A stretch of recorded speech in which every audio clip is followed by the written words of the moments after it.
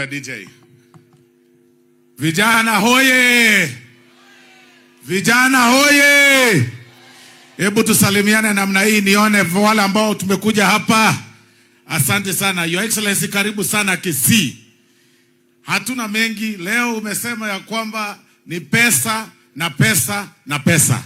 Vijana wapate pesa. Na leo viongozi wote katika sehemu yote ya Kisii, Nyamira wameshikana kusukuma hawa vijana. Your Excellency, kuna watu wanasema kwamba pesa ni kidogo. Lakini mimi nawaambia kitu moja. Mimi, Your Excellency, nikimaliza shule nilianza kuuza gazeti. Nikilipwa shilingi 5 kwa pepa moja. Nikiishi Mukuru kwa Ruben. Nikatoka hapo nikaanza kuuza njugu. Nikagraduate nikaanza kuuza mtumba.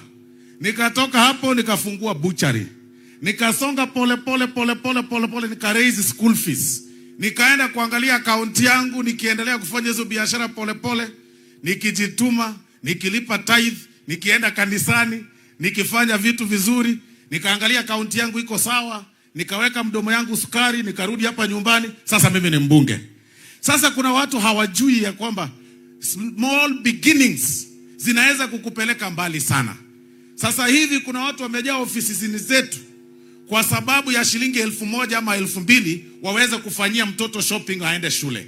Kwa hivyo vijana tunataka kuwaomba mujitume vile mnajituma hivyo, mkipata pesa muitumie vizuri.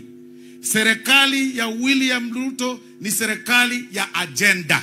And that is why we are telling everybody ya kwamba sasa hivi ni wakati wa kazi, ni wakati wa agenda, wakati huo mwingine utafika. Wengine wote wakiwa na maneno kwa vijana na kwa Wakenya, walete agenda kwanza na sio complain uko kwanza. Walete agenda kwanza, waiweke kwa meza, alafu Wakenya wataamua wakati huo ukifika.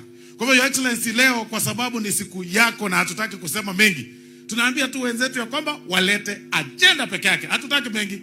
Agenda. Baada ya agenda walete candidate. Baada ya candidate ndio waongee juu ya IBC. Huwezi anzia mwisho wa IBC kabla hujaleta juu ya agenda, candidate then IBC. Referee ataanguli kwa uwanja kwanza, players wapange kila kitu, tuambie ni nani ndio tuweke kuweza kujua ni nani anacheza wapi na wapi, ndio referee akuje.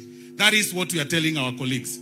Kwa hayo machache na mengi, Your Excellency, except the minority leader, ninaomba viongozi wote ambao wamekuja njoo hapa muonekane tafadhali. Njoo viongozi wote ambao wamekuja, viongozi waongozwa na area member of parliament, njoo hapa muonekane. Leo sio siku yetu.